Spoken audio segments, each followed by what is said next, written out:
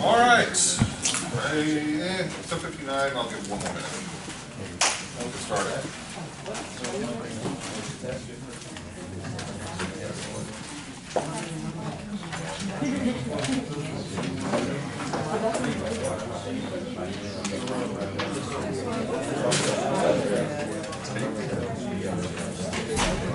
Not with me.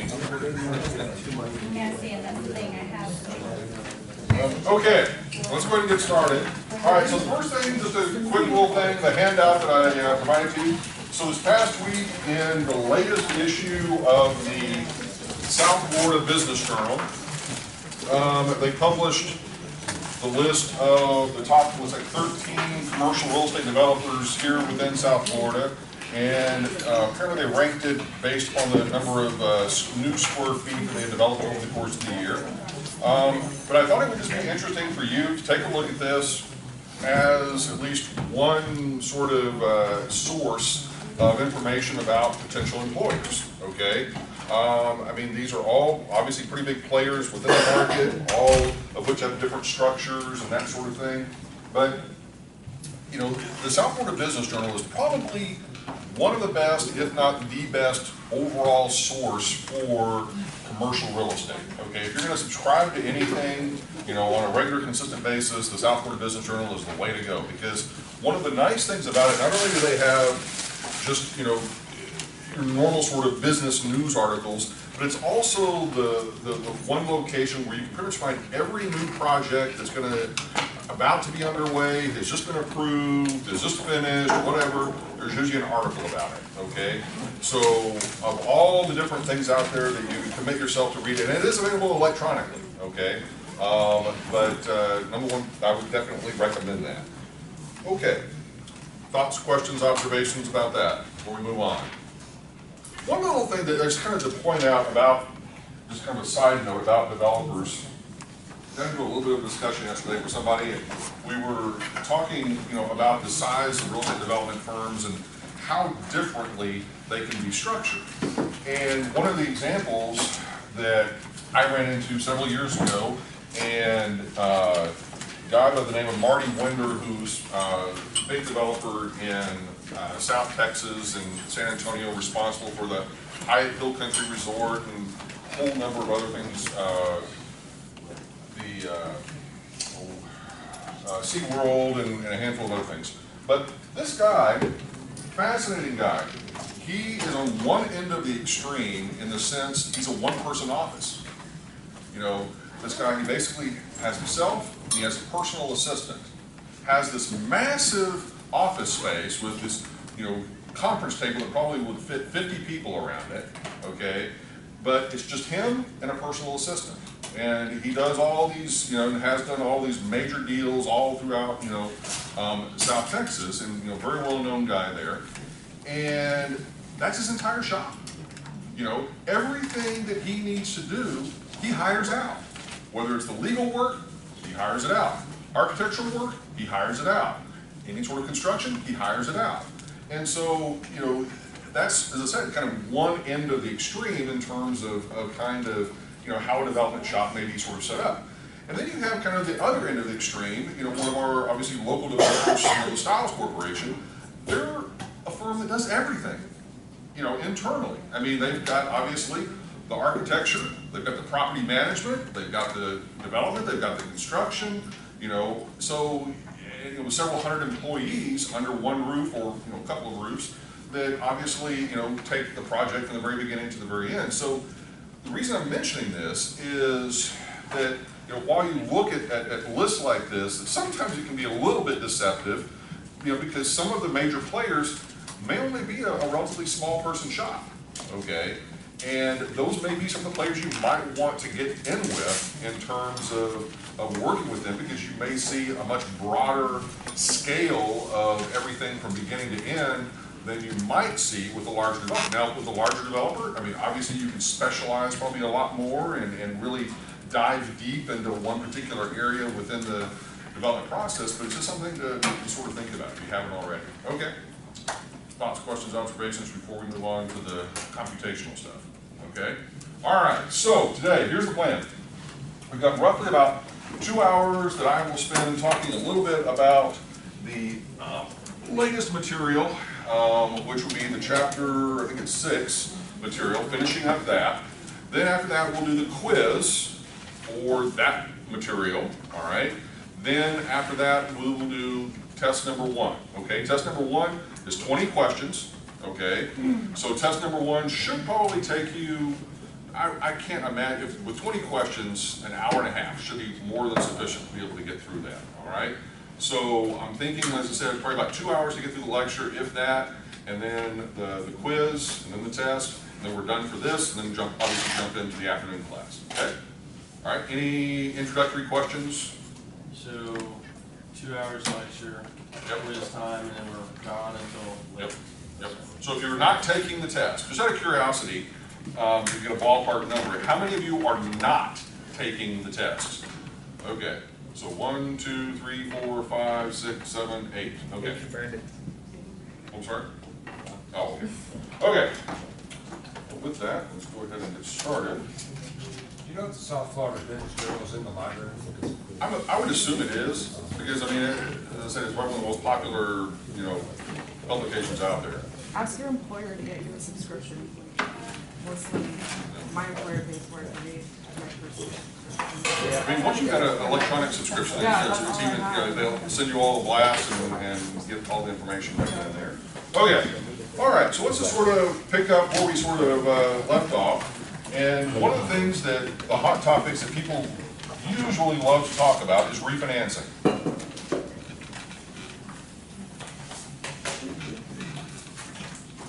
So, over the years, clearly interest rates have gone up, interest rates have gone down, interest rates have gone up again, interest rates have gone down again, and people always sort of struggle with this whole thing of, should we refinance, And, so that whether it's a residential property or a commercial property, going through, in some cases, the serious brain damage of having to, refinance.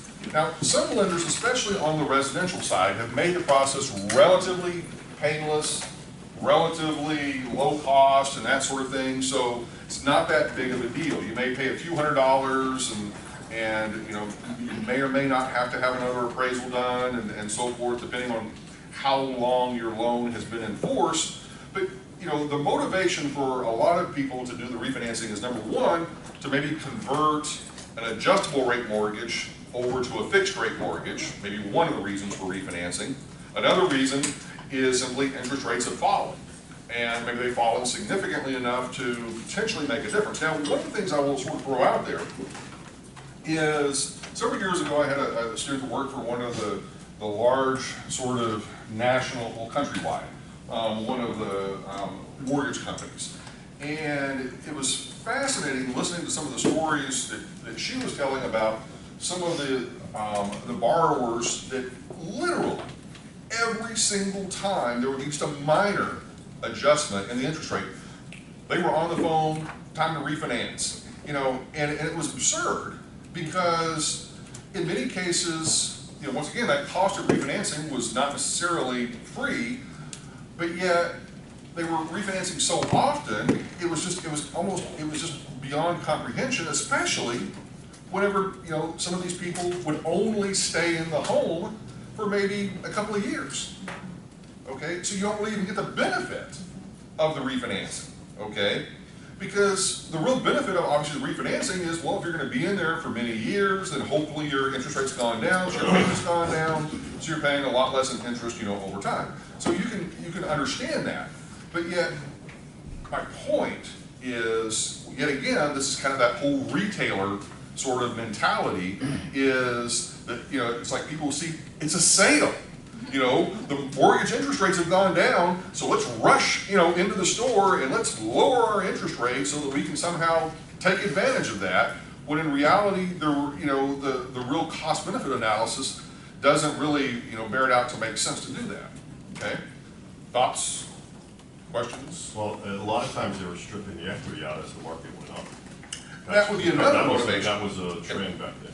So another motivation, which we very appropriately brings up, is that you could have a situation of where the market has gone up in value substantially. And this is one way, through refinancing, that probably you could easily pull some equity out of your property. So that maybe you've gotten a loan on the property for $300,000, and now the home is maybe worth, $500,000. And so you're saying, okay, I can refinance and maybe pull out 100 grand or something like that out of the refinance note, and then be able to use that money for, something else. But then, of course, the downside is you now owe $400,000 instead of $300,000. Okay, but sometimes people aren't always thinking about it. Okay, so let's take a look at some of the basic mechanics of this. All right, so let's go ahead and assume that we've got a monthly payment.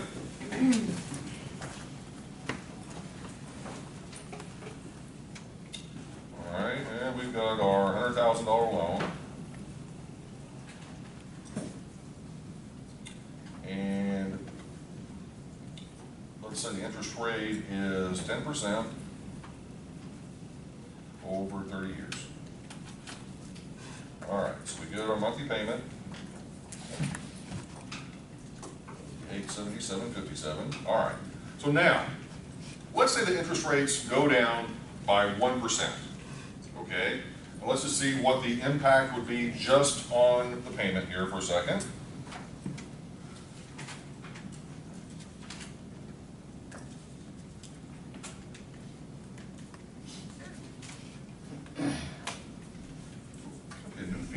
All of a sudden, this thing is like rounding off the edges. Yeah. Noticed that before.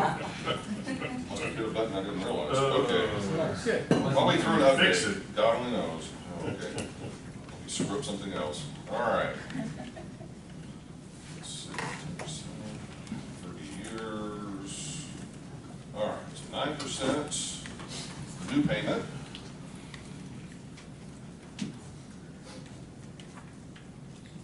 Okay. So let's just start with the simple, okay, and then we'll work toward a little bit more complex. All right.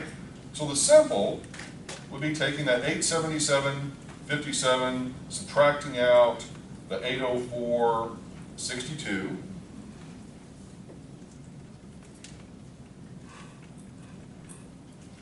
and we get a difference of $72.95 savings per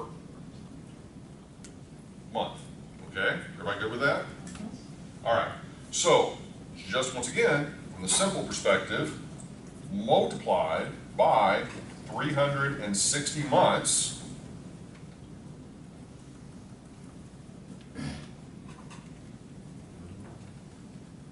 would be a savings of $26,262, okay? Right? Everybody good with that? Okay, so on the surface, which is sadly what many people are doing, okay, if you really think about it, the average ordinary consumer, this is all they really know how to do, okay, in the sense of just simply saying, what's the difference in my monthly payment, and then how many payments do I have, left on the loan, what would be my total dollar volume, in savings, okay?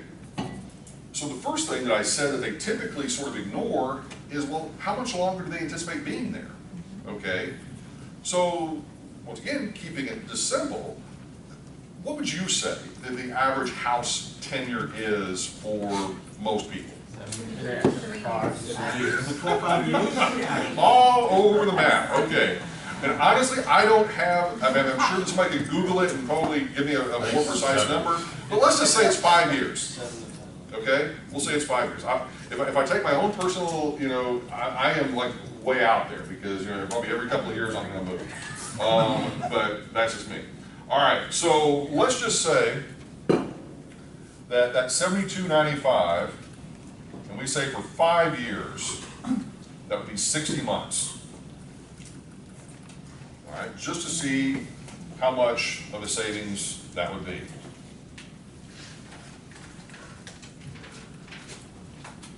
So $43.77 total savings for 5 years. Okay? 4,377. So, very simply put, chances are it wouldn't be this much, but let's just say, for simplicity's sake, that the cost of refinancing was, I don't know, $4,000. Okay, it probably wouldn't be worth it. Okay, now, if the cost of refinancing is $500, then probably begins to be a little bit more reasonable, because then we can begin to say, okay, if the cost of refinance, and you really don't have to do anything else other than pay the $500, everything else is just sort of done internally within the bank. You maybe sign a couple of forms, takes all of a few minutes, and it's a done deal. We can feel reasonably comfortable about that. But let's just, once again, kind of on a simplicity sort of perspective, we take that $500, divide it by the $72.95 savings per month, just to see what that payback period would be. Why by the 72.95? Because that's our basically savings per month. So in other words, we're saying how many months would we have to own the house in order to sort of break even with that refinancing cost? Does that make sense? Mm-hmm. All right. So basically 6.85 months would kind of be the break even point. Well, I think under those circumstances it probably would make sense. Okay. Now, so this sort of analysis, obviously for a residential property, pretty straightforward, that sort of thing. If there's not a lot of costs associated with it, it probably makes sense. But now imagine adding a handful of zeros to this, in terms of a commercial property that's obviously maybe several $100 million. A little bitty change in the interest rate can make a huge difference in what that payment is going to be. But one of the big differences, and we're going to kind of finish up this one here in a minute, but one of the big differences on the commercial side is it's pretty much never, ever going to be as simple as that, okay? On the commercial side, at least all the ones I have ever seen and ever been associated with, on the commercial side, you're talking about having to get a refinance, you're having to get a brand new appraisal, which is usually not cheap. You're talking about a whole new round of inspections. You're talking about potentially all sorts of additional loan origination fees. You're talking about potentially, well, if it's an existing loan, you've got to pay off that existing loan, and it's probably going to have a prepayment penalty, so you're going to have to take that into account as well. Okay? So by the time that everything is said and done, you really need to have a serious cost savings in order to do a refinancing on many commercial properties. Okay? Which is why in a lot of cases you don't see that happening as often on the commercial side of the business as you do on the residential side. Okay? Thoughts or questions about that? Yep, I have just a quick question, kind of unrelated. Where did you get the 500 from again? The 500 was just pulled out of the air in terms of saying, if that was my cost of doing the refinancing, that the bank was just simply saying, okay, for $500, all things considered, we'll give you a refinancing with the new interest rate. Make sense? It's the same bank. Same bank. Because, once again, the bank may or may not even be keeping that loan internally, so they don't care if you're refinancing, because they probably sold off the original loan already to somebody else, so they're just, once again, racking up additional fees, in this case $500, to basically process the closeout of the original loan and the opening and processing of the new one. And you're dividing it by the 72.85? Because that's when you're going to break even after paying Right. the 500. So in other words, if they charge you $500, if they charge you $500 up front to refinance the loan, and your savings was $72.95 per month with the interest rate drop, then it's saying that it's going to take us about 6.8, basically 7 months to break even. So in other words, if we're going to own the house for more than 7 months, it probably makes sense for us to go ahead and do the refinancing just purely on a financial basis. Okay? But if we're going to own the house only maybe for a couple more months, clearly it doesn't make any sense. But my experience with refinancing is most of them cause a serious amount of brain damage, okay? In the sense that there's a lot more involved than just simply, okay, I want to do a refinancing, here's $500 and I'm out of this, okay? it's usually a lot more time consuming, and you have to at least begin to sort of factor that in. Okay, other questions on this before we kind of take it a couple of different directions? With the commercial refinance, do they want inspections again? Do they want? It depends on the lender, but in most cases, yes. Yes.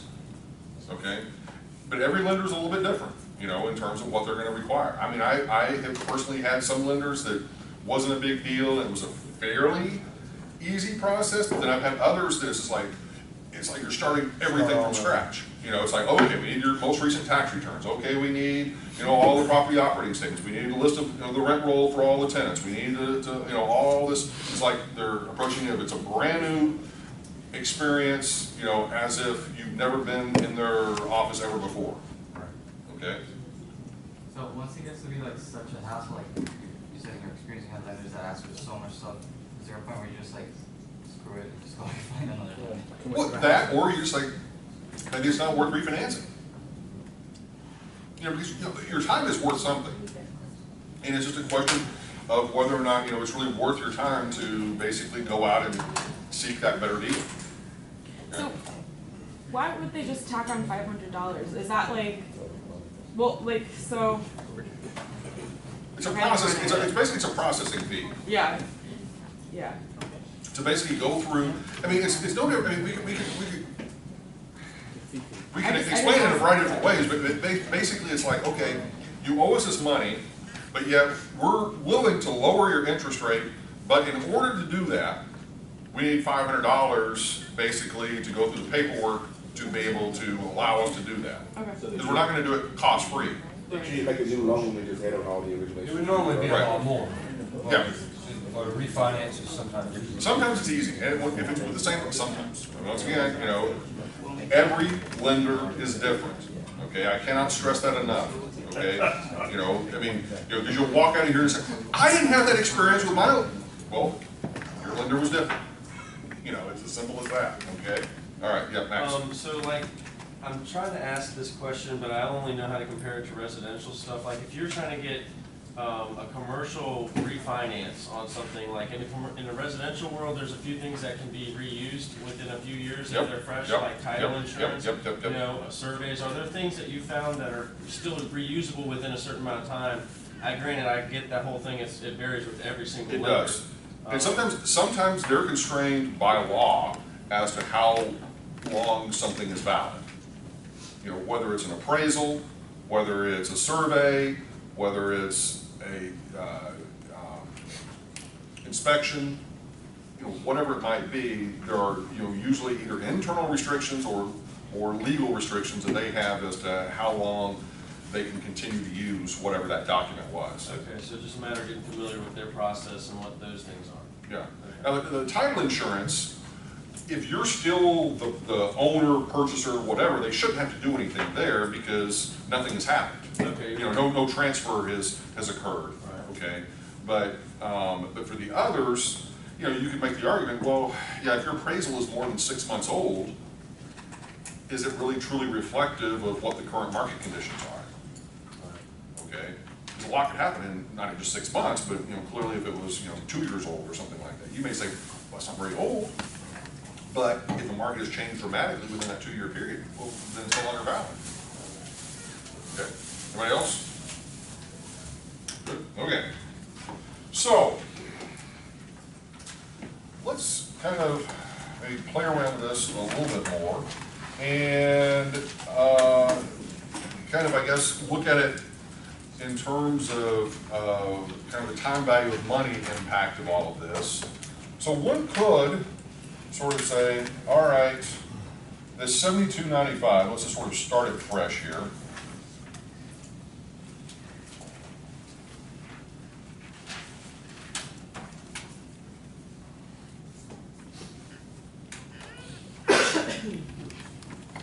The $72.95, if we put that in essence, as our payment, and we were to say that the savings is over 5 years, or 60 months, and in this case, I think how we want to do this. Yeah, we'll go ahead and in terms of the interest rates, let's go ahead and say 9%, and then figure out the present value of that. 35. Okay?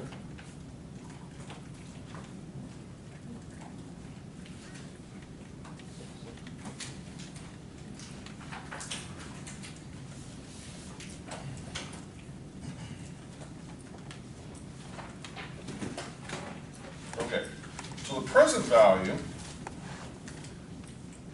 $3,500, and we sort of come back up here for a second and compare that to the 4377. Obviously, there's a little bit of a difference there. Okay, almost not quite $1,000, but maybe 800 and something dollars difference. Okay, now the reason for that difference is simply that we've discounted the value of that $72.95 and put it in today's dollars so that we could potentially say, if the cost of refinancing today were something substantially less than $3,500, we would definitely do the refinancing. Okay? Does that make sense? Okay. So what we're saying is, if the cost of refinancing today is substantially less than the $3,500, because that's, we've discounted everything back to the present to try to make it everything in today's dollars, then we would refinance. Okay? If it is over or relatively close to $3,500, we're probably not going to refinance. Okay? Because the cost would be too high. Does that make sense, everybody? Yes or no? Now, the only reason I'm doing this extra little sort of time value of money piece is in order to be realistic about, you know, that savings. We need to put it in today's dollars, okay? Because even looking at it over the entire term, of 30 years, the discounted value, excuse me,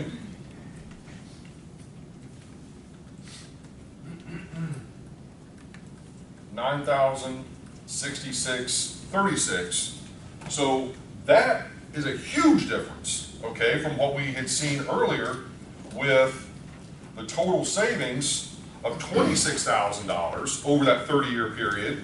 But by discounting those dollars back the full 30 years, the real cost savings is only around $9,000.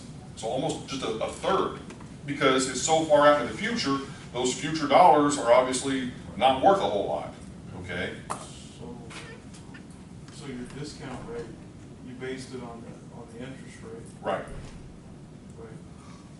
Would you,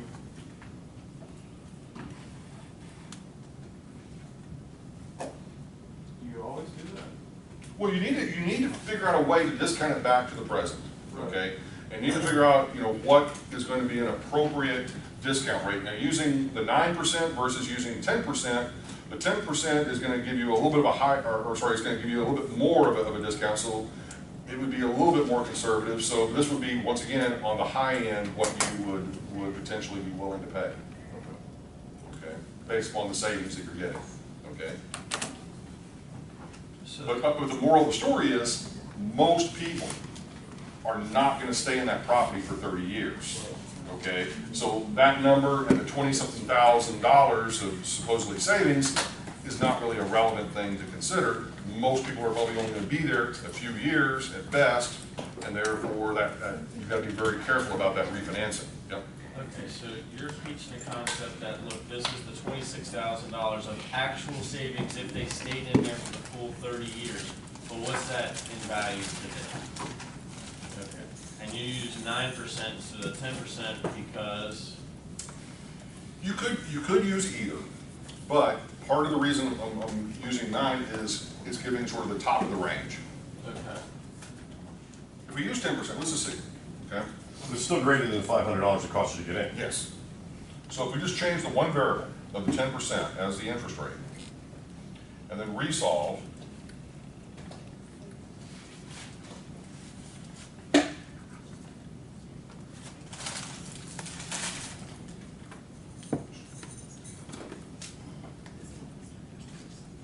So 8,000. Cost of looking number there. 83,1271. So in one sense, by using the 10%, it would give you a more conservative number, which you could use, and you could simply say, I'm not gonna get anywhere close to that, but by using the 9%, it still gives you kind of the top of the range, most that you would consider. And this is the savings. Yes. The present value of the savings Okay, what it's worth to me today? today. And Assuming, once again, that you stay in the property for the full 30 years. right. And that's a big assumption. And we're comparing this $9,000 and $8,000 to the $500? To the 26. Well, To the 26. we're comparing it to the 26 only from the standpoint that 26,262 is the total savings in terms of raw dollars, but the discounted value of those dollars to us today is really only worth, you know, $8,000 or $9,000. Okay. But we're also saying that in this particular instance, the cost of refinancing is only $500. So clearly it makes sense for us to refinance, either whether we're doing it for 5 years or we're doing it for 30, because our cost of refinancing is only $500. But, Got it. If that was higher, but, that's the threshold. yes, Okay. but if our cost of refinancing were, let's say, 10 grand, No. Yeah. then we would easily say, absolutely, positively, do not refinance. Okay, because this doesn't make any sense whatsoever. 100% clear. Okay? What do you? Well, you know, my wife's a mortgage banker, and most people, they trust whoever they're talking to, and they don't really understand anything that's going on. So she does this all the time, because they're like, listen, she's like, listen, it doesn't make sense, because you're gonna be moving in 7 years anyway, exactly like you're saying.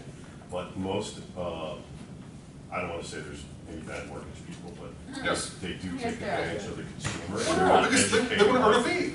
No, they're not educated like Yeah. most, like others, so it's a really, the good thing. It's a is predatory thing. There's a 3-day right of rescission. Rescission, yeah. So it gives you a little time if you say, oh, I'm a little nervous, to figure it out, but, she won't do that if it's not, good for the. Right.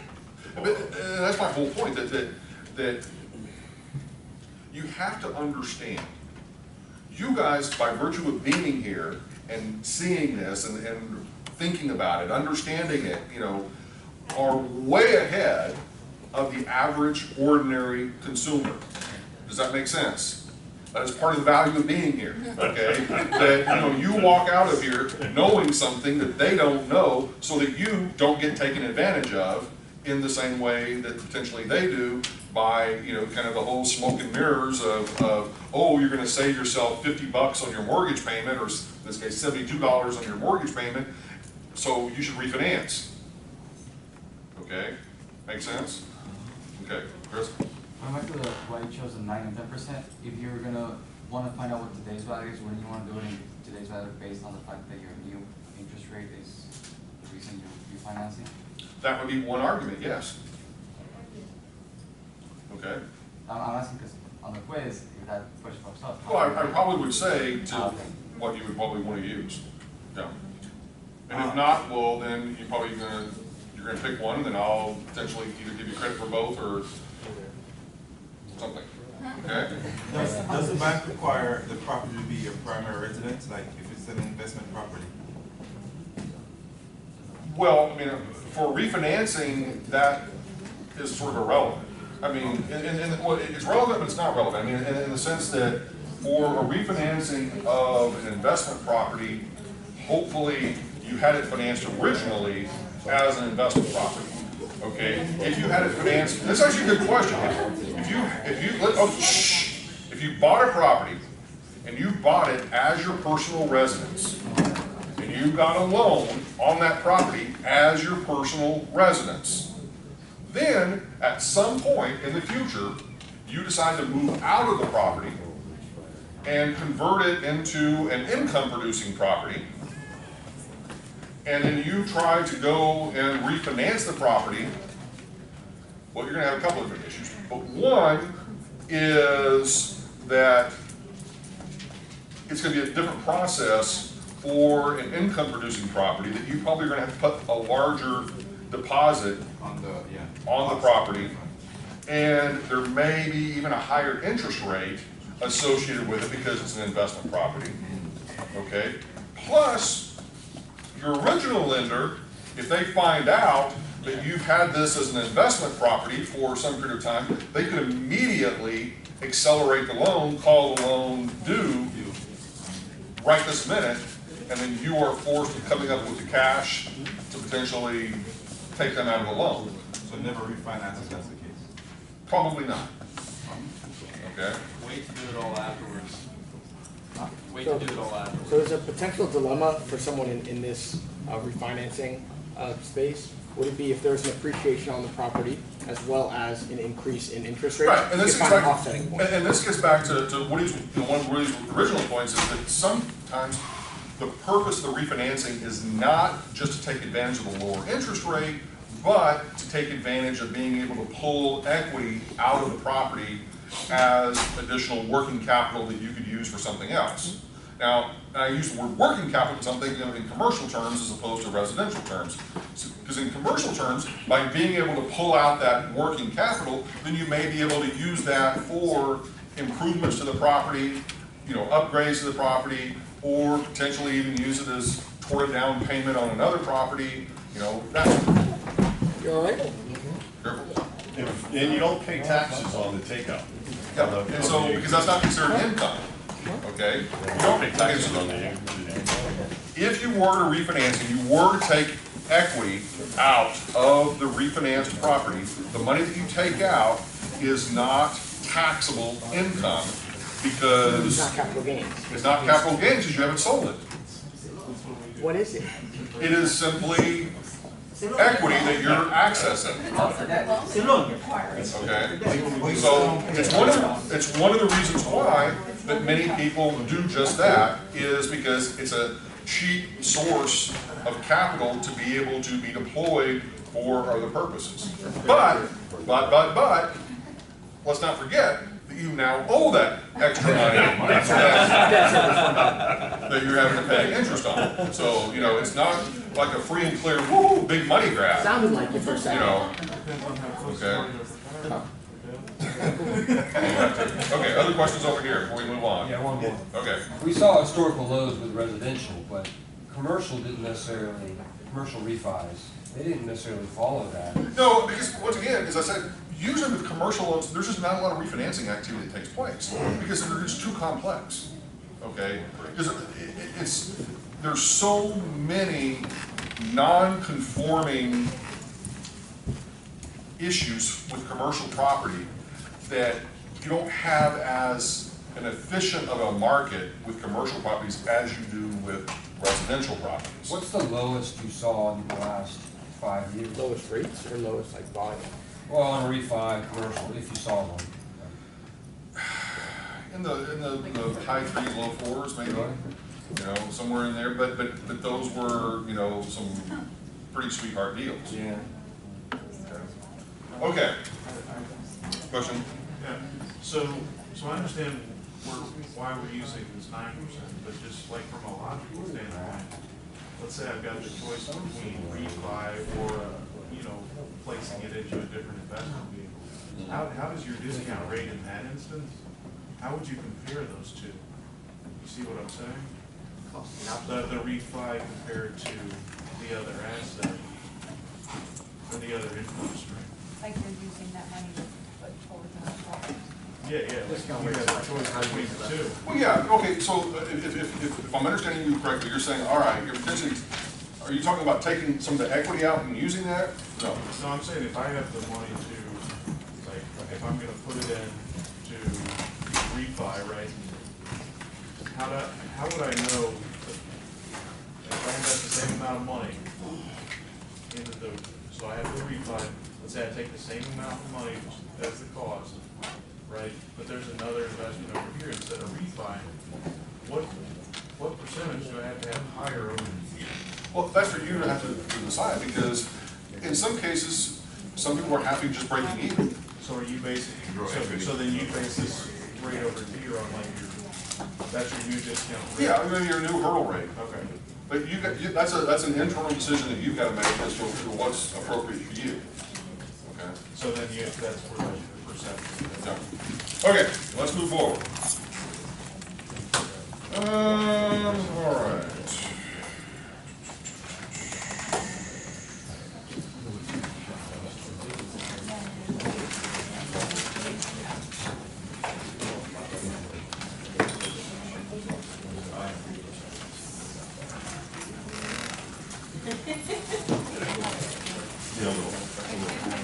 Okay.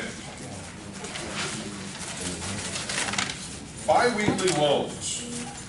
This is sometimes an option for people, and that a lender says, all right, you're being paid once every 2 weeks, so we're going to set your mortgage payment up to where it coincides precisely with your income stream, okay, in the sense of your paycheck, all right?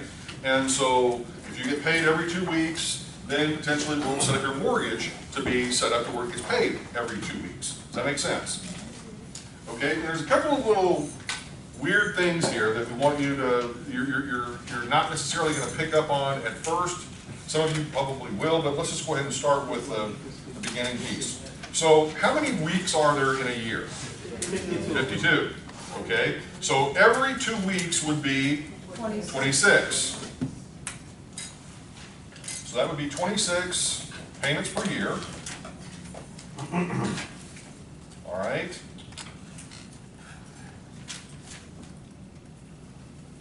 And so let's assume that we've got our $100,000 mortgage at 8%. I'm sorry, not 8%. Let's go ahead and use 10%. 10%. For 30 years.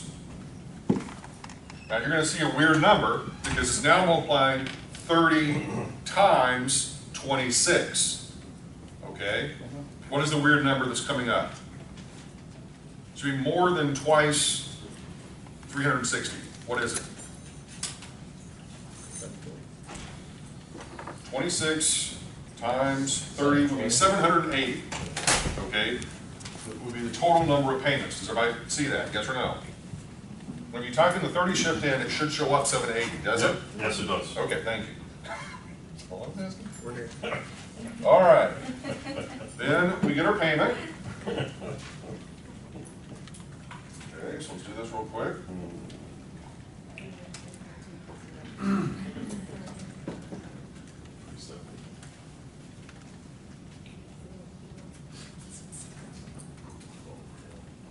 Okay, $404.89, all right? Now, just for fun, multiply that by the 780. The 780 is, again, just for those of you that weren't listening, 30 years times 26. Oh. Okay?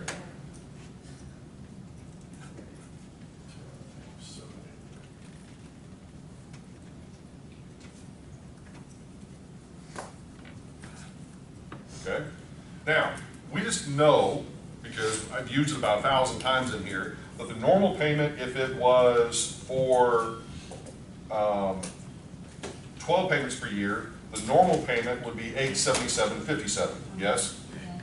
Okay? So multiply that by 360. Let's just compare.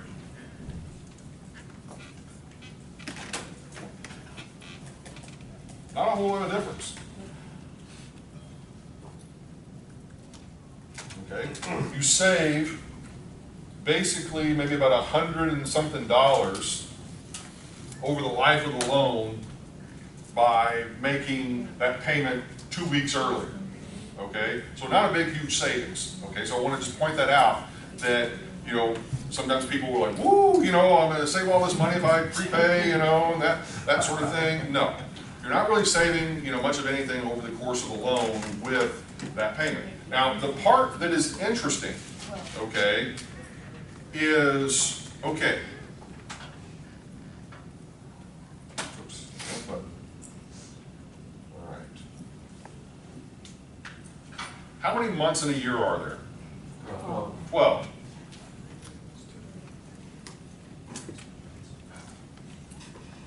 Okay, and we said that there are 26 biweekly payments, correct?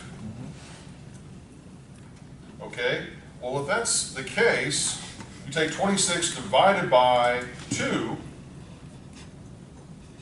that's 13.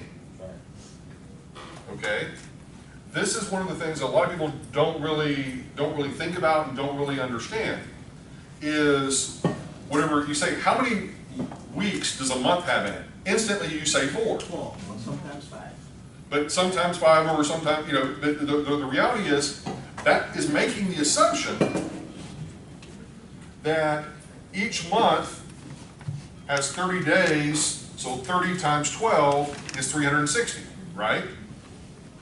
Okay? But most years, we either have 365 days a year or we have 366 days a year.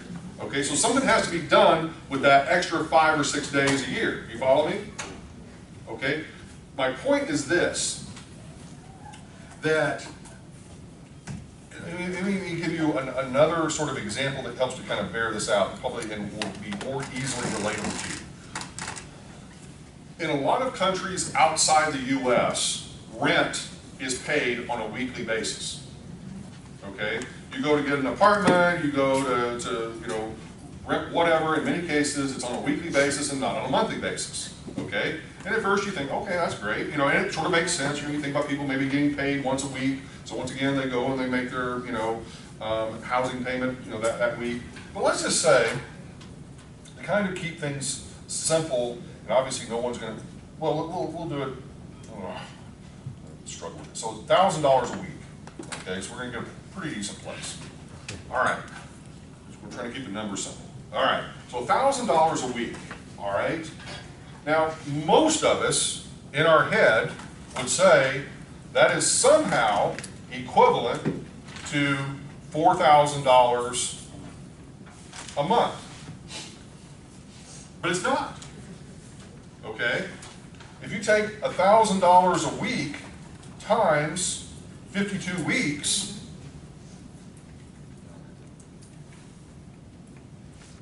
that's $52,000. And if you were to divide that, then by 12 months, it's actually $4,333.33 a month. Okay? Does everybody see that? Yes or no? So another way of looking at it, if you take that extra $333.33 and you multiply it by 12, you get $4,000. So in essence, what you're really doing is you're paying a full extra month in rent if you're paying it in essence on a weekly basis, would be another way to look at it. So now all of us are wanting to go home right now and start charging all of our tenants weekly rent. Because this is a way we can maybe get a little bit of extra money out of them because they're all thinking, you know, in months. All right? I can't wait. I know Max is just can't, you know, first thing on Monday, that's what he's going to do. All right, change all those lease agreements. Okay, but getting back to our point here, kind of with this biweekly loan, part of that, you know, same sort of logic, we have to, you know, really begin to think about what we're actually changing, what we're actually doing with this. Well, this payment that we're getting here, if you notice, is not exactly half of this, okay? It's something less than half. Because, once again, it's sort of stretching it out over that extra month. So, you know, $877.57 divided by 2 would actually be $438.78. Does everybody follow? Okay, so all I'm just trying to do is this whole exercise of kind of going through this is just to get you to think about this. That there's the lesson. We sort of sum up the lesson. The lesson is you don't really save a whole lot by doing these bi-weekly payments, okay? Especially if, once again, they're just simply, they're spread out over that entire, 26, periods. And then the second lesson is that in terms of things being charged on a weekly basis or bi-weekly basis, that, in terms of rental revenue, that, there could be a very substantial difference because you are potentially paying more if you're paying it on a weekly basis than what you think you are on a monthly basis. Okay? Everybody good with that? Questions? It doesn't affect the interest over the whole period though, because you're prepaying the principal fractionally? That's why there's only that $100 or so difference. It's so minute that it's not. But mentally you pay it off 4.5 years earlier, because you're paying an extra month every year. Well, okay, now that's different, because that would make the assumption that see, the assumption here is we're spreading it out over the 26 periods, but if we only made 24 payments a year, and the payments were, well, I'm sorry, if we made the payments that were half of this, it would pay off quicker. Okay, let's just see, just for fun. Oh, I see what you're saying, I see what you're saying. Or do I need to do it? Because, no, Okay, I'm good. all right. Yeah, yeah. So that loan is set up to be paid bi-weekly, right? Yes. But if it was set up to be paid monthly and you paid bi-weekly, would the figures be different? Well, in what way? I guess If you pay exactly that, well, if you pay exactly half that, Yeah. that's gonna be more. And you're gonna pay off the loan a little bit, you're gonna, if you make 26 payments a year of half of this payment, that's the equivalent of making an extra payment a year. Oh, just like what you were saying? Right. Okay, so you pay that faster, but you don't really get Right. big difference. And there is some benefit to that. Matter of fact, kind of the old school logic was that, yeah, if you made one extra payment a year on your mortgage, like with your tax return, you got effectively like a refund, then take that refund, apply it toward your mortgage, balance, and then you can shorten the term a little bit. That's the general idea. But you're not getting big cost savings. You pay their. Not getting a big cost savings. So they charge less interest for. Okay? All right, moving forward.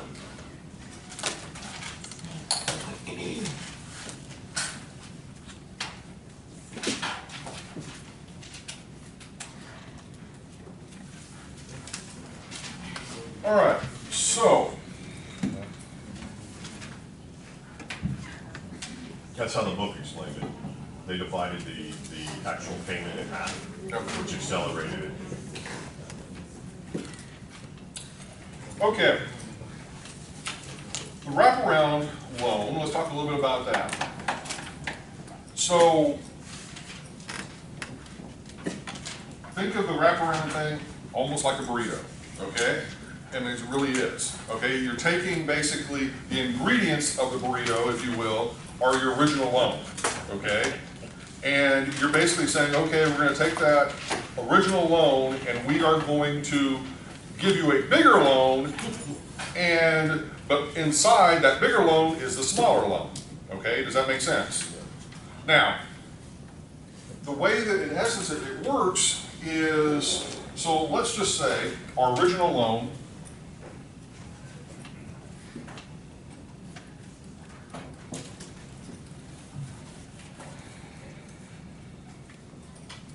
is maybe $200,000. All right, we'll go ahead and kind of work through this one. Thank you. All right, and it was at a, I don't know, let's just say 5% interest rate for 20 years. So let's get the payment on that one.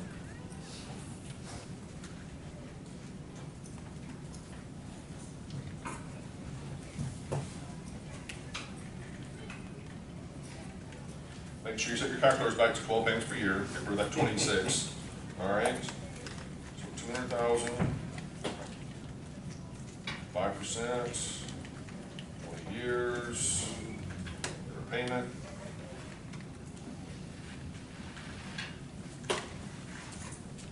Okay. All right, now, for the overall wrap loan,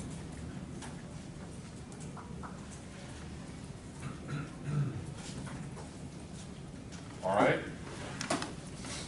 How big do we want the wrap? It's going to be bigger than 200,000. So how much bigger? 300. 300,000.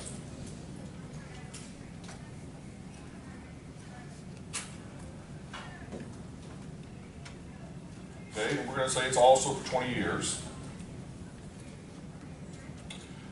But now, this wrap loan could have, in many cases, a higher interest rate, could be a lower interest rate. It sort of depends on the circumstances. We'll say, what's going to be a higher? I'm sorry, yeah, we're going to make it 7%, let's say. you can get a wraparound loan at any time during your original loan? Theoretically. Okay? I'm asking because it's the same number of years. Yes, I'm only doing that for simplicity. You could have it obviously occur several years after you got the original loan. Okay, and I don't think, yeah. Okay.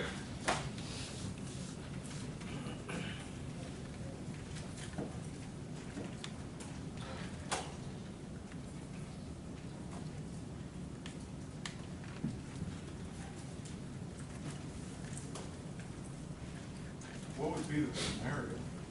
Okay, hold on. 325. Yeah, what's that? Okay. So, logical question. All right, so to a certain extent, what you're going to see with this is it's very similar to the whole incremental cost of borrowing kind of thing. But here, what we're basically saying is that we are going to take, and this wrap lender is going to give us an extra $100,000, so we can pull out maybe some equity, all right? Oh, okay. But they're going to give it to us at a higher interest rate than maybe the original loan was, okay? And so you're paying more for that $100,000 than you originally were. But you're saying, well, what is the purpose of this? Why would you not just get a second loan and blah, blah, blah, blah, blah? Okay. The issue is that the wrap lender is going to assume the responsibility for the payments for this loan, okay? They're going to work out a deal with that lender to where they are now going to be responsible for making the payments on that loan, not you, okay?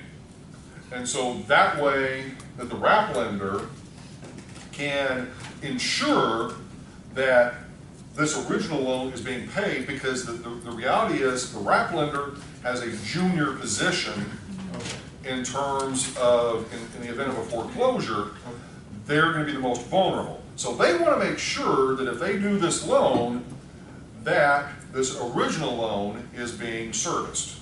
So they're not paying out the first loan.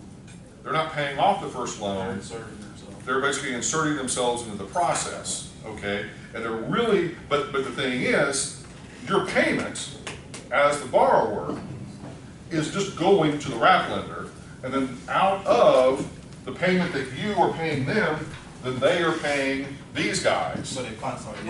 But they're consolidating it, yes. Okay, but not paying it off. Because it wouldn't make sense for them to pay it off, because for the wrap lender, they're not only getting a higher interest rate on the extra $100,000, they're actually getting that higher interest rate on the whole amount. Right. Oh yeah, now you are beginning to get the picture. Okay, but yet again, the question that you should be asking was, why would the consumer accept this? Right. Well, the consumer accepts it because they're getting an extra $100,000 that they can go play with. And they're not really paying attention to the fact that they're paying more for that $100,000 than they would have been. And we're about to see how much more, okay? Would this be like compared to getting a loan to like buy the land and getting a construction loan after that? Or? Not as much. I mean, it could. I mean, theoretically, you could just simply say, yeah, we're going to roll that into it. And we've kind of been doing sort of a whole acquisition, development, construction loan, but and there's a variation to it. Okay. But there, with construction loans, as we're going to explore this in the afternoon class today, is with construction loans, they're basically like lines of credit.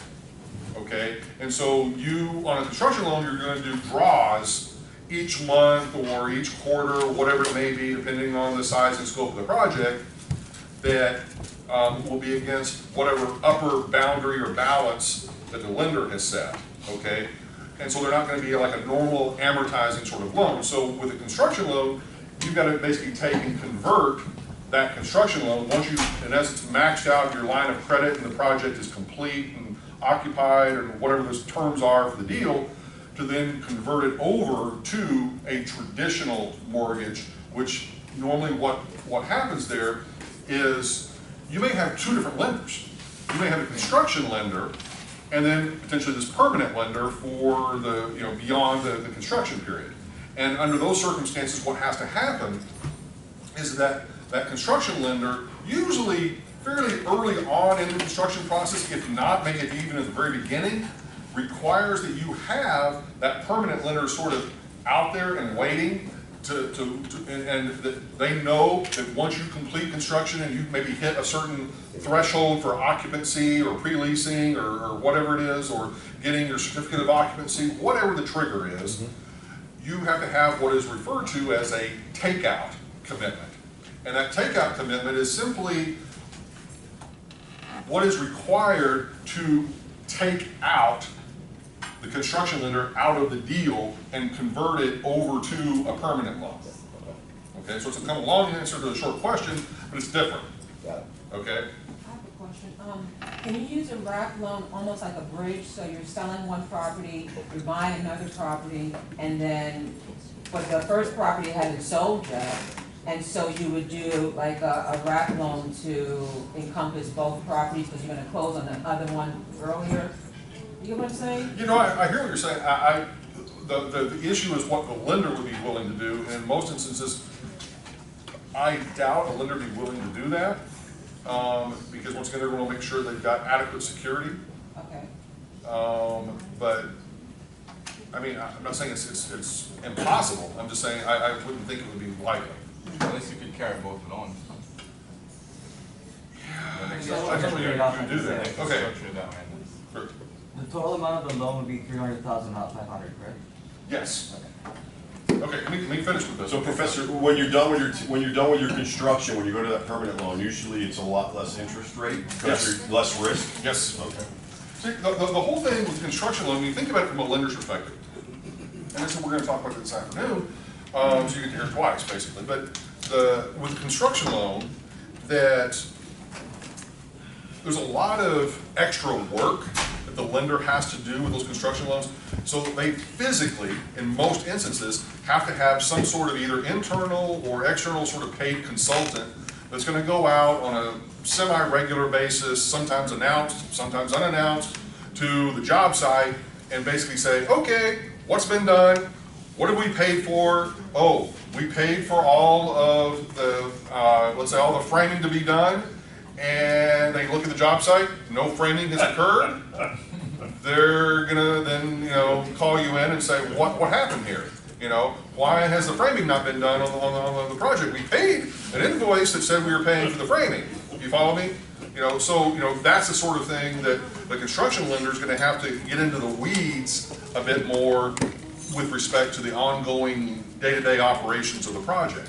Okay? So they're probably local then?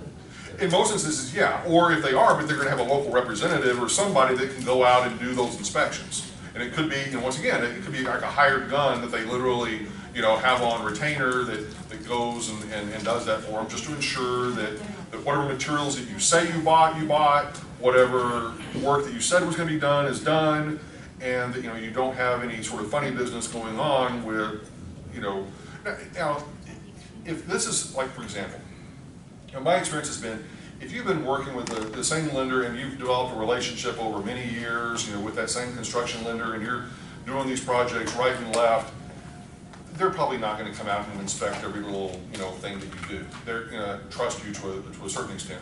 But if you're relatively new and this is only the first one or two projects maybe you've done with them, then they're probably going to be a little bit more kind of in your face about those sorts of things.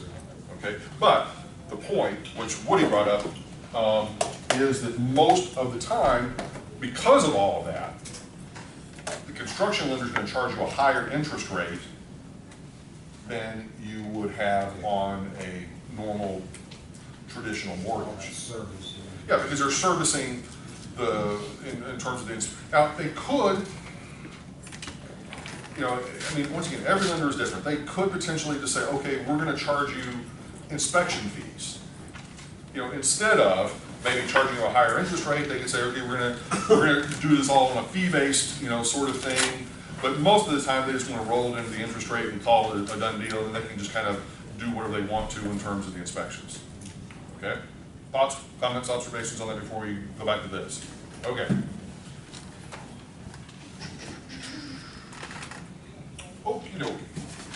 So, in this case, the difference between these two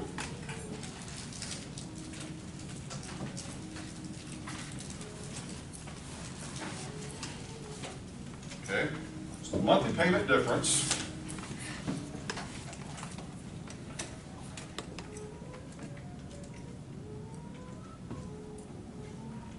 getting older music in the background. Okay, so the difference of a little over $1,000 a month in the payment. Now, here's the way that you need to start thinking about this. All right, so if that's the difference in the payment, okay, we make that obviously the payment, and then this is occurring over 20 years. And in this case, we are looking at, oh yeah, $100,000 difference. My brain slipped there for a second. 100,000 is going to be the difference between the two. Difference between the 300,000 and 200,000. So what we're solving for is what is the interest rate.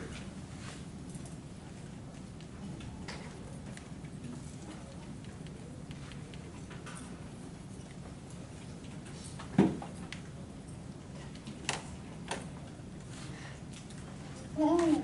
Okay, 10.613%. So here is the point, for those of you that are following the logic train here. The logic train is that for this extra $100,000, the way to look at it is they are really earning a 10.6% rate of return on giving you that extra $100,000. Does that make sense, everybody? Yes or no? Okay, so in other words, the way to sort of see it is that from the wrap lender's perspective, they're making the payments each month to these guys, right? But they're getting to keep this much each month, what the wrap lender is. And they are giving you $100,000, okay? So that's their investment. The wrap lender's investment is $100,000 for that 20-year period. So the point being is they're earning 10.6% on that incremental or extra $100,000 that they are providing to you. Does that make sense? Yes or no? Yes. Okay. So instead of paying the usual $877.57, you're really paying $1,005. Well, it's also, this is over 20 years instead of over 30 years, and yeah, interest rate's different, but yeah. But the point being is, that in They're this, collecting 7 over the 300. they're getting obviously a nice rate of return relative to what you would think maybe they're entitled to, is my point. The chances are, here's my point. If you were to go out into the open market and try to just get $100,000 cash, you got to have something to secure that cash, in terms of some sort of collateral, okay?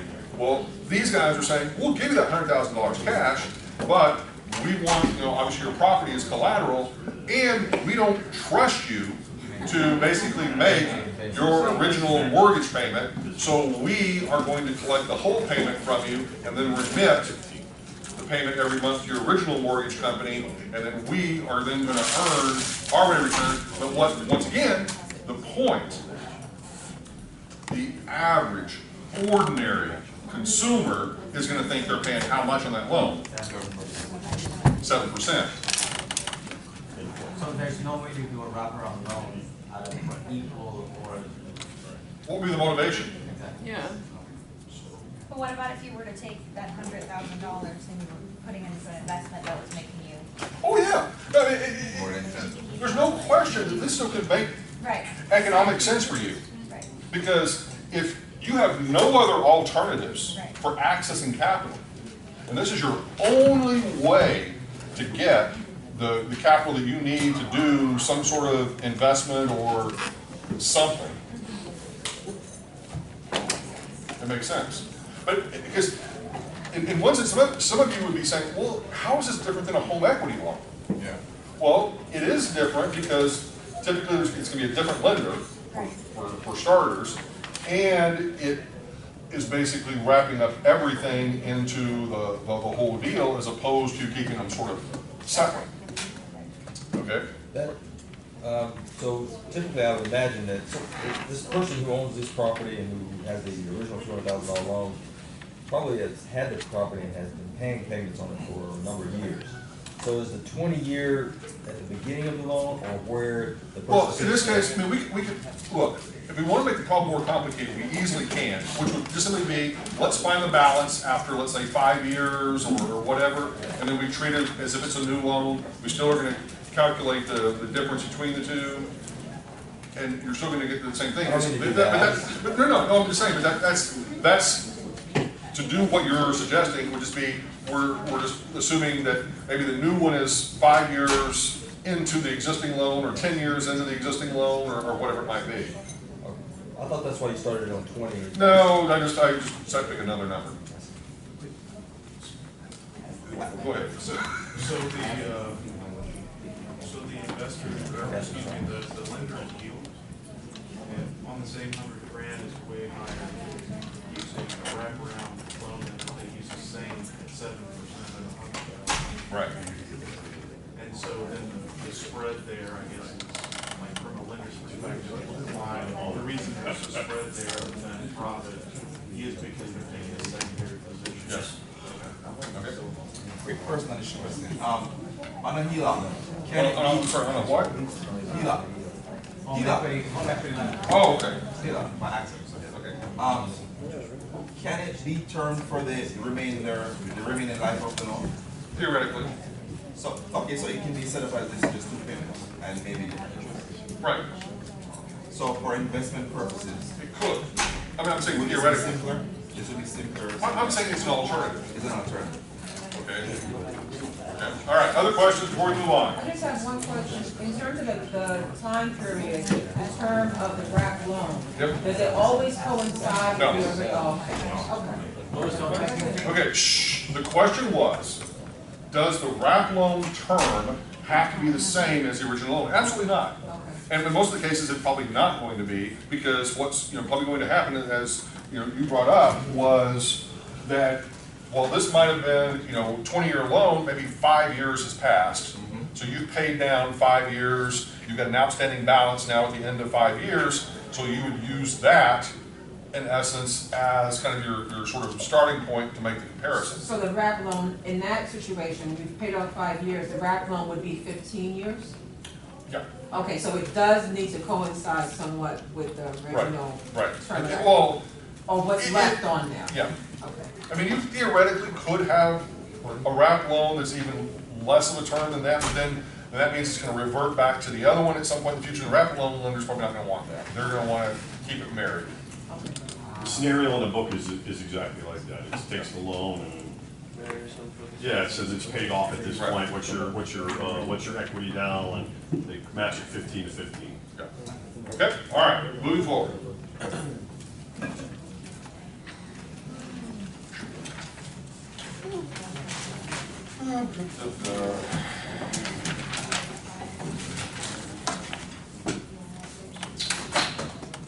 Okay. Private mortgage insurance. Lots of moans and groans.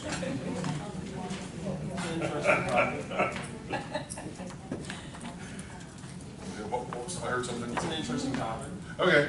I'm interested. Okay, so private mortgage insurance, it's one of these things that's meant to theoretically protect the lender in the event of default.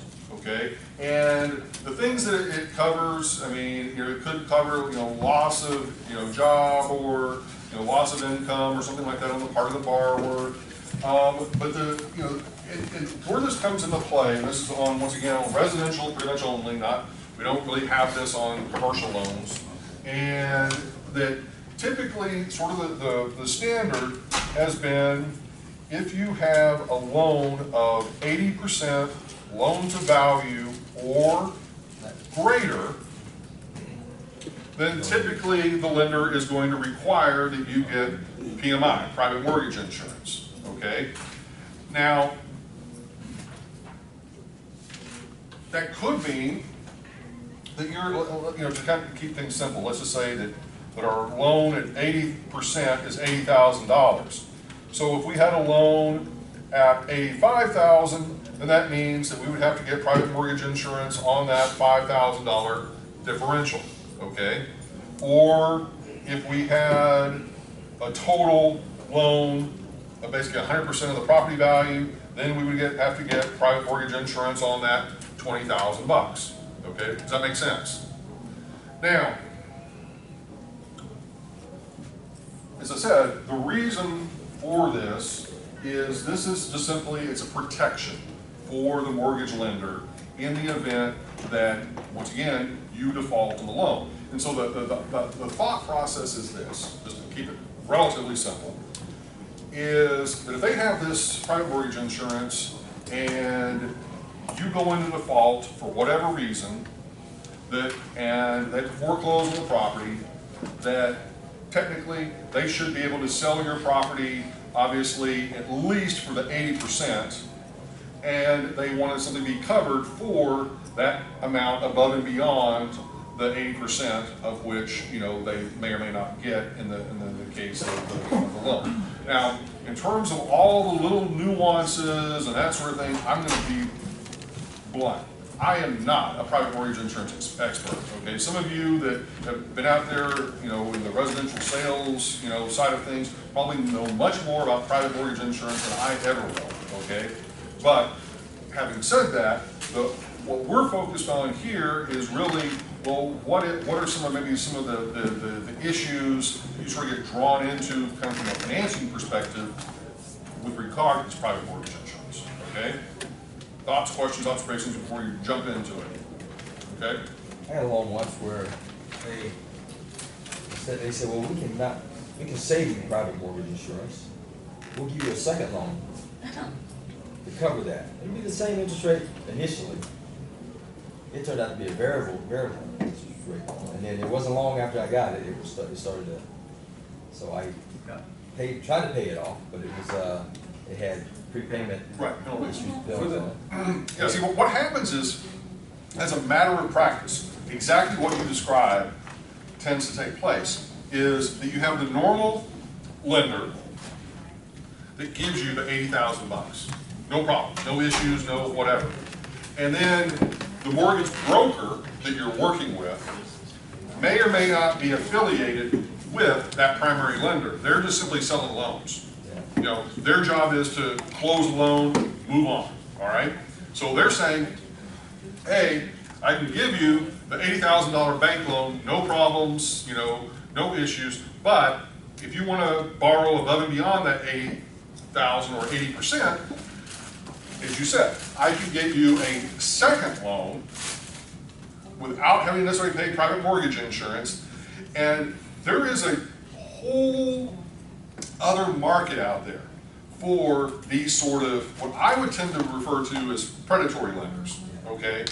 Because they're basically taking the risk of saying, all right, we're going to give you that extra 20 grand, and we're not going to charge you, you know, private mortgage insurance, but we're going to charge you something higher in the overall cost of borrowing.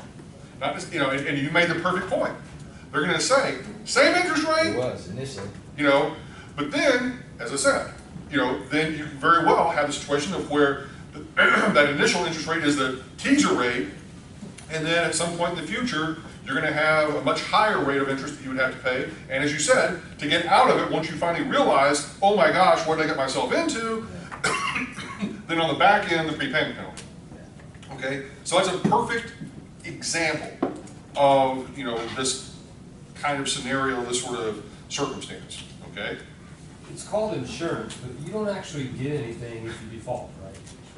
Yeah, it's for the They bank. don't make your payment for you. It's for the bank. You're paying insurance. What does it cover? It's for the bank. It covers the bank. It covers the bank. Okay. That's not market. This is not about covering you, okay? So I'm sorry. Like what, like in terms of what it covers for the bank, would it cover like legal fees if they No, like for example, let's say that you lost your job. Yeah. And as a result of losing your job, you can no longer make a mortgage payment. Okay? Then the bank can tap into the private mortgage insurance and potentially get made whole as a result. Okay. Okay? But they don't make your payment for you, though. No, you still owe the money, you know, it's just that they're getting made whole. They're getting the money. But the beautiful part about it is, you're paying their insurance premium.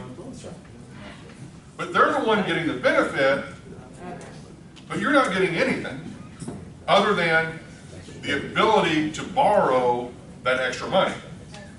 Does that make sense?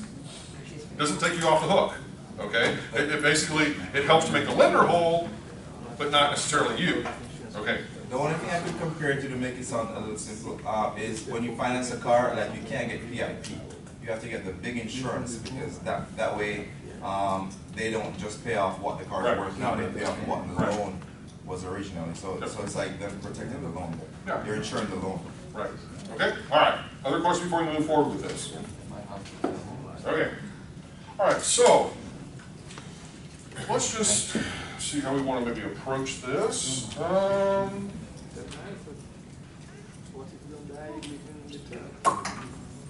right, so let's say that this original loan, what interest rate do we want to give it? 5%. Okay. What interest rate do we want to give the 20,000? Something higher. 7. I heard 8 first. Quick question, what was the 85 and the 5,000? That was just one example. Yeah, I mean, I'm just saying that if you only borrowed an extra $5,000, then that would mean you would have the 80% loan to value ratio plus you'd have to get private mortgage insurance for the $5,000 extra. But our example is actually you're borrowing 20,000 more or 100,000 total. Okay, now, but the beautiful part about this 8% is it may or may not obviously have an insurance premium that's attached to it. Okay, so that extra insurance premium might be $50 a month. Okay, so now what I want you to figure out, assuming, how many years of a loan we want? 15? Sure, 15-year loan.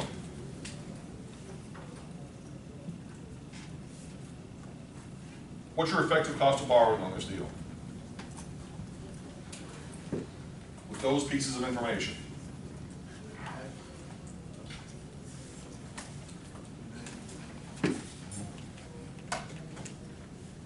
Your overall effective cost of borrowing. The blended rate. Overall, yes.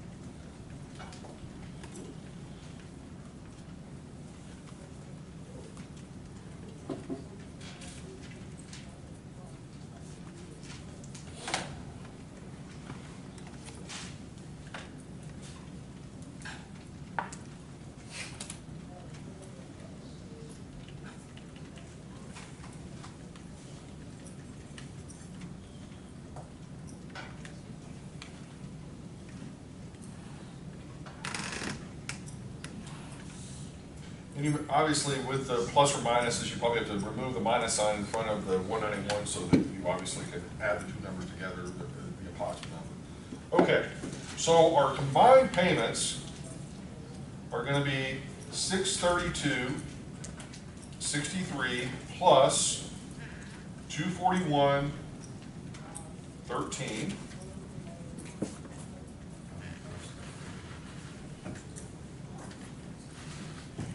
So 873.76 will be the total combined payment. Okay, everybody understand that up to this point, yes or no? Okay, so now what we're gonna do, is go over here, clear everything out, and you're gonna put in 873.76 as your payment for 15 years with 100,000 as your present value, and then just simply solve for the interest rate. Okay.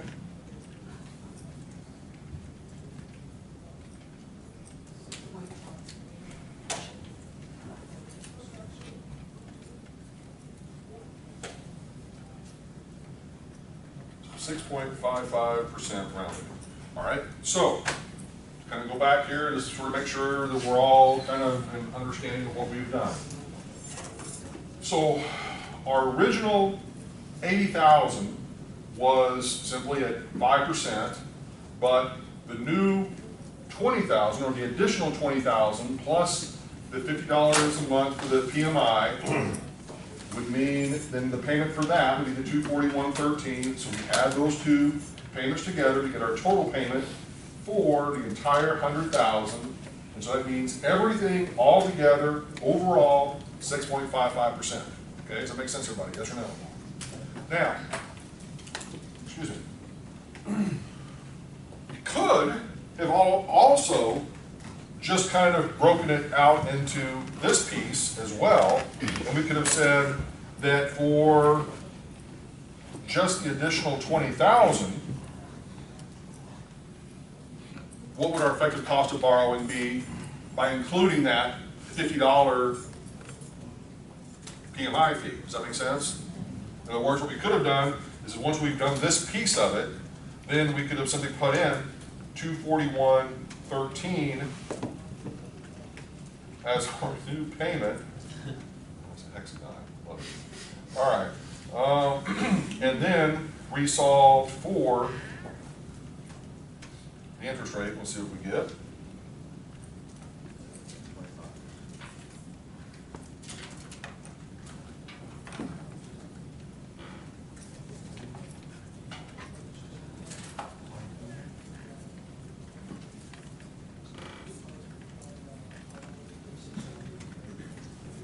Okay, so if we just simply wanted to know for the extra 20,000, how much are we really paying for that extra 20,000?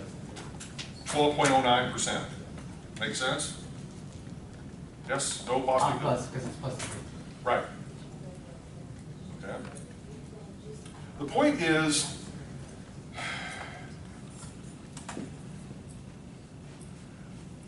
the lender tries to a certain extent to hide what looks so obvious in plain view, okay? They know that maybe the 8% doesn't look so bad to you, okay? Because they say, okay, it's 8%, but plus $50 a month. It's still money you're paying them. That's the point, okay? But it doesn't look so bad, okay? That makes sense. Any questions on that? So the real cost of borrowing is, yeah, a full 4% higher than what you think it is. So that's the cost of borrowing, just the extra, and the other one's the cost of the whole loan? Correct. And that would be the incremental cost? This would be the incremental cost for just the 20,000. This would be the overall blended for the entire loan. Okay, does that make sense? So when you go to get that FHA loan and they say it's 5%, then they throw the PMI, which is 0.80 or 0.85, it's really not 5. Correct. In the And then part, if they you can't drop it. in the blended part, you still added you still have the $50 a month. Yes. But what you're showing is the actual cost of having to pay. Just that piece of it. Yeah, that piece, I see. In other words, what this is sort of like saying is, okay, for $80,000 of your loan, you're paying 5%. For the remaining $20,000 of your loan, you're paying 12%. For those two combined, obviously this is the bigger piece of the two, so therefore it has a little bit more weight in pulling down this overall number to something that's maybe a bit more respectable of 6.55. Okay? So for the most part, the lender is kind of hiding, if you will, this number. Okay? What they're promoting is maybe this number or this number. Okay? Make sense? You might even have an initial risk premium on top of the 50 loan. Like for the FHA, there's an initial risk premium. Sure. 1%. So that would make it go up even Of course. well above 12%. Absolutely. Okay? All right. Other thoughts, comments, observations on that? Okay? So do we feel like we're learning anything? Okay. But really, for example, especially when you need to get another mortgage on the green, on the PMI, that's not. That's one way to look at it, yeah. But if you could get the second mortgage at an interest rate of less than 12%, then you should do it. When that is used is when you buy condos, because right now nobody has the 10% reserves. So to close that gap, you put 10% of your money in, you get the second mortgage for 15, and then the primary lender, and there's a whole market, like you said, out there, and it's actually the only way you can really buy a condo, because nobody's got reserves. Yeah, and we're going to talk about in a future class session. I'll do a quick little intro. This is not covered on today's little quiz, but it probably will be eventually. But mezzanine financing. This is a freebie for right now, okay? And mine will be covered later, okay? But I'll just go ahead and just talk. I'm going to briefly talk about it. I'm not going to get into any real problems. I just want to just introduce the concept because it is relevant to what. Okay. The word mezzanine. Let's just start with that. All right. Now, those of you from, once again, kind of the architecture sort of side of things, what does mezzanine mean to you? It's just like a fancy area. It's what, I'm sorry? It's like a lobby kind of fancy. Sort of, but it's not necessarily the lobby. Usually what it means is it's the floor between the lobby and before you get into, let's say, where the rooms are. It's kind of like a hotel concept that you kind of have this middle sort of ground that usually maybe overlooks the lobby, that sort of thing. But it's called a mezzanine floor, okay? The lobby is the first floor, then you have the mezzanine, then you have like usually where the rooms begin from that point forward. And in some cases, the rooms then would begin at 1 and go up. So you would actually have it, it would be first floor, or really what you would think it would be the first floor is really called the lobby, second floor is called the mezzanine, and then from that point forward. Okay. So the reason I say that is to say mezzanine is a middle ground financing, okay? It is kind of a weird hybrid between sort of pure debt and pure equity, okay? And those of you with finance backgrounds, you probably remember the concept of preferred equity, okay? Brandon, yes? Good. I never get any nods from you at all. I'm just like thinking, I know you've got it, but I don't get anything. Okay. All right, so mezzanine finance is kind of like preferred equity in sort of the finance services. So it's kind of this weird middle ground between pure debt, pure equity. And so the simple way to look at this, like as a capital stack, is, oh, wow, that's cool. Overwhelmed. All right. Did you figure out what button you pressed? I don't know what I did, but I love it. I mean, here it is, up here. Ink to shape. Huh. There you go. Hey. All right. Now, so we say that maybe this is, I don't know, let's just say 65% is debt. I'm easily amused.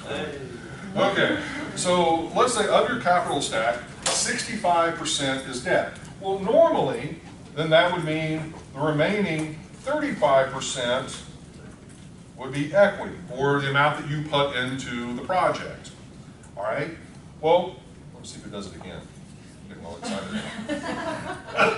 Okay. So now, let's say that we have another deal and maybe we put in 60% debt, all right, and we put in, let's say, 25% equity,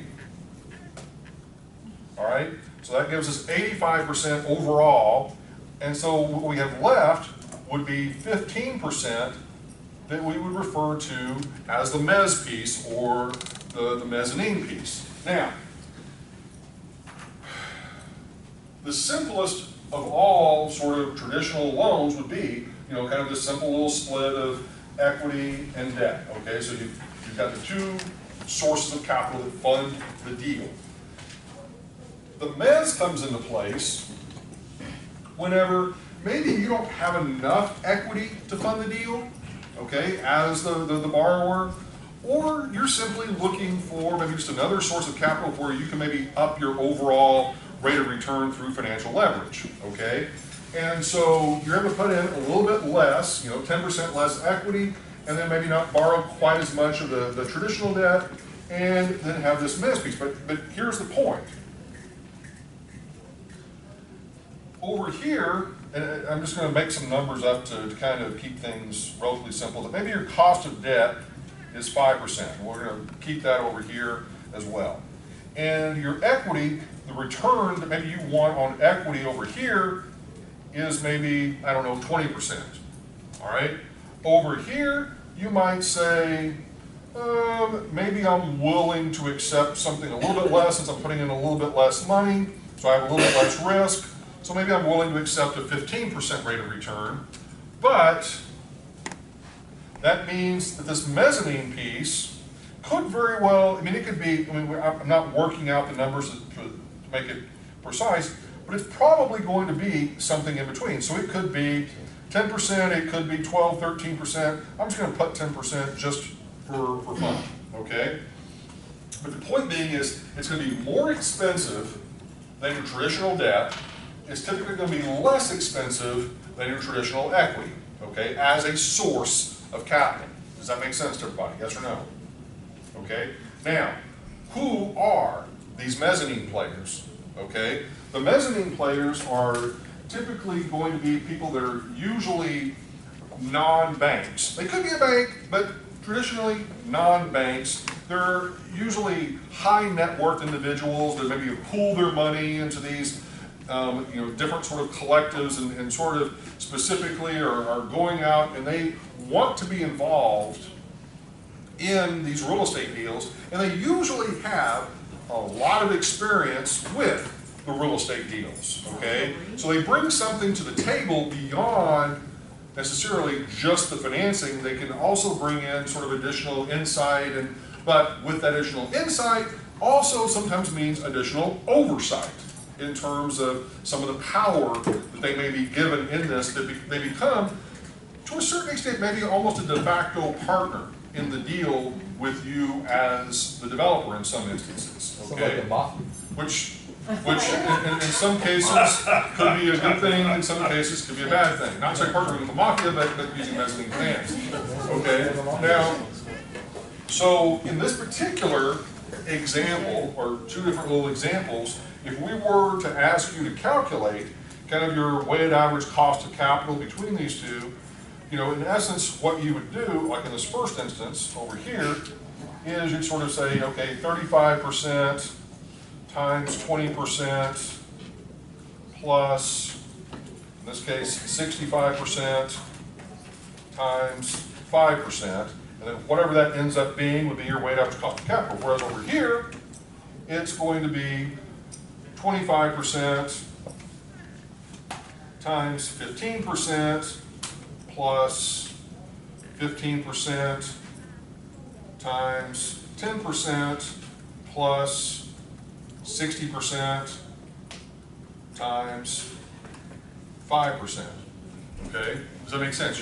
You're basically getting a weighted average and see which one, and I don't know because I haven't really worked out the math to see which one's the better deal.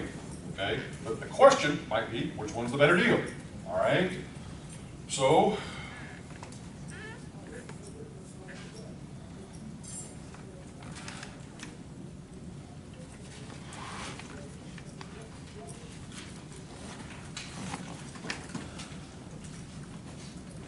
Okay, so for this first one, what you're gonna find is basically 10.25 would be, or 10.25% would be the blended rate between the two. Does that make sense? Okay. The second one,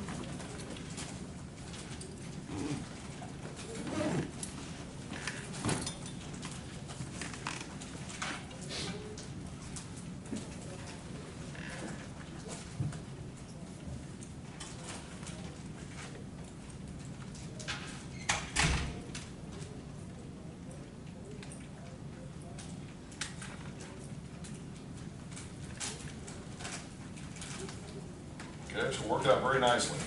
So what we end up finding is that for this scenario, for the second scenario with the mezzanine financing, our overall cost of capital for this deal is 8.25, whereas the original scenario, our overall cost of capital would have been 10.25. So it makes sense, is the point, to go after that mezzanine financing to get that lower cost of capital for the project as a whole. Does that make sense? Yes or no? Except that you were accepting some, like you said, oversight and things you might not want. Right. But in terms of just cost of capital, this would be the preferred one. Okay? All right? Good? Okay. Right. So in other words, the number inside the box is the percent of the deal funded by equity, percent of the deal funded by the debt. On the outside of the box is what is your cost of equity, what is your cost of debt. It's also called a bridge loan, or is that different? It's sort of, yeah, it's kind of once again, another sort of middle ground piece that you can kind of insert there, but it's a form of mezzanine financing. Okay. Like when it, do they take a position? That is a question for the real estate investments course coming up next semester. Okay. No, I'm not trying to, but that is an honest question because that's where then we begin to talk about deal structure. Okay. Because that happens after basically we get through our normal sort of before tax cash flow, we start getting into dispersions of income from the project. And so this guy, in addition to getting the 10% rate of return, also gets a little piece of the action in terms of maybe the performance of the project. Okay? But that's for the real estate investments course. There's a Chinese firewall between the two because basically the real estate finance course is the debt course, the real estate investments course is the equity course. That's the way to look at it. Okay? Okay. Moving forward. All right. A couple more little things and then we'll take your quiz number 4. Let's see here. What else?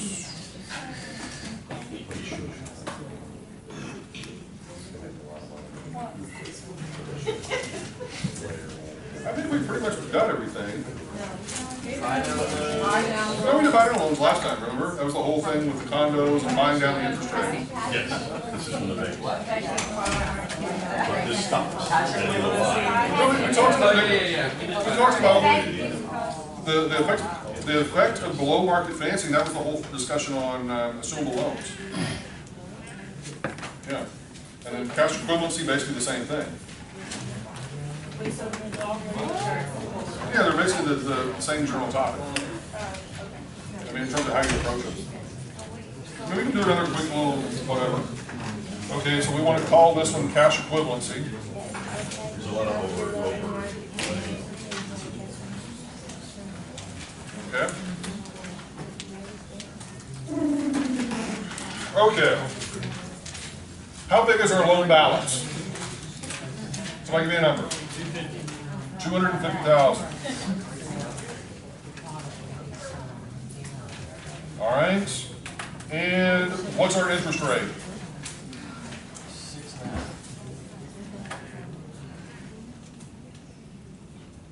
Okay, and what's our term? 20. Okay. Okay, so let's start with that.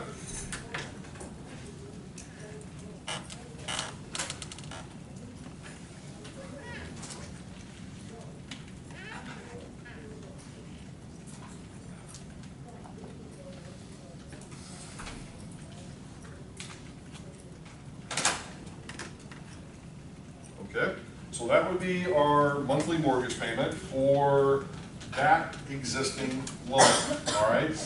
Now, let's say that interest rates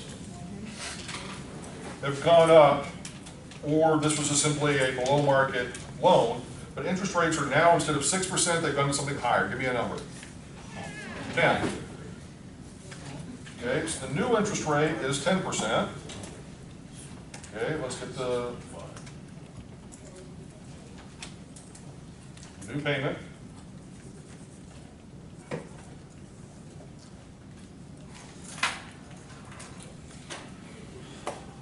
Okay, now then we're going to find out what is the difference in the payment amount.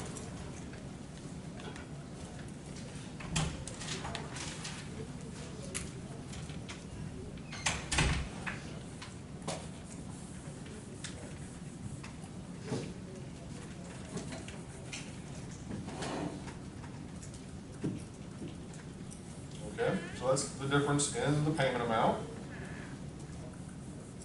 And that payment is going to be made over 20 years. Okay, and in this case, we're going to be looking at the 10%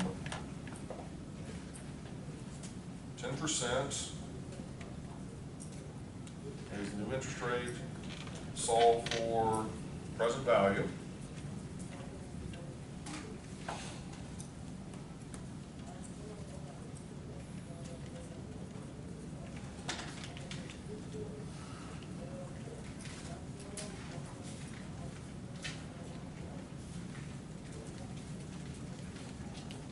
And then let's also do it using 6%, just to show the difference.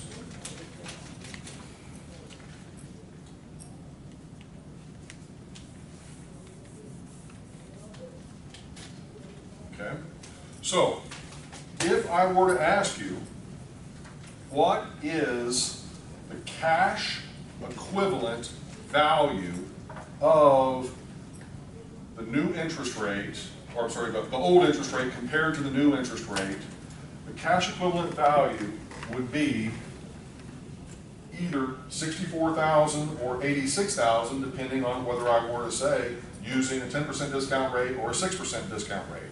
And so what we're saying here is the value of getting that 6% below market financing. If we hold the loan for the full 20 years, we're getting a savings of $621 a month. And over 20 years, discounted back at 10% would be a present value savings of $64,000. Discounted back at 6% would give us $86,000. So the point would be, that's how much that interest rate savings is worth to us in today's dollars. Does that make sense?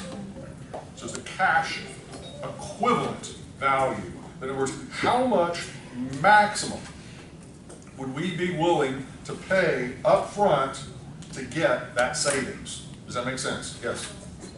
Obviously, this is like the assumable. Yes, that's what I said. Right, but, so, is this present value of the difference, is that the maximum that an assumable would pay above the balance? This is the most that you would be willing to pay extra up front for being able to get that below market financing. Now the reality would be you probably would not be willing to pay that full amount. You might be willing to pay 50 grand up front, and that would be making the assumption you're planning on pretty much holding the property the whole term. Right. This gets back to that whole kind of, how many times are you going to? yeah, I mean, if you're only planning on owning it for another 5 years, then you would simply replace the 20 with 5 years and figure out what the present value cost would be. And that would be the if it was an assumable loan, that would be the price Right. someone would be willing to pay for it. It's very equivalent in a lot of ways to the assumable loan, in the sense that all we're saying here is it's not necessarily an assumable loan, it's simply Upfront, different cost of a capital. different loan with lower below market cost. Understood. Well, why would you use the 10% in the, how do you call it? Well, the 10% would give you a more conservative number as to what the value of it Yeah, but would you're be. trying to pay to get a loan at 6%. I understand. What I'm saying is, depending on what it is I'm asking you, if I'm asking you what is the present value of it using the 10% discount rate, this would be the value. If I'm asking you what is the value using the 6% rate, this is the value. I understand that that's what you would be asking. Right. But in like real life terms, wouldn't you want to know if I'm trying to obtain a 6% loan, I should. Oh, know what it's going to, once again, probably depend on whose perspective you're looking at it from. To a certain, if you're looking at it from the borrower's perspective, you want to pay as little as possible. Okay, so you're probably going to use the 10%. That's a conservative number. If you're the lender, you're probably going to use the 6% and try to get as much as you can. I thought you would, yeah, as a borrower, as a lender, you want to charge us the most you can. You want to get the most. You want to get the most that you can up front. To give a better rate. Right. Okay. All right. Other questions? So now I know. Okay. You ready? You read it,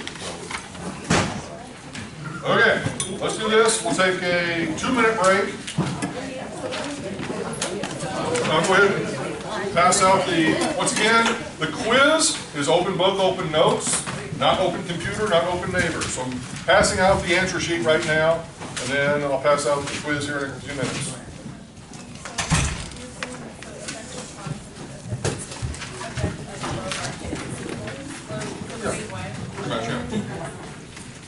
If you know what you're doing, you'll be fine. Well, I read the book for the first time. Well, does that help? No, because you kind of like do things a little differently. So like from now on, I'll read what I'm not going to write. I'm not going to take all the notes that I took because it's, there's some small fractional differences the way you use the code incremental, which creates a little confusion. The book does things. They give you divided by 26 to do a rate, which is really pure. So, kind of, I was trying to get ahead. Are there 2 people here? Yeah. Oh, okay. But I was actually trying to get ahead of this.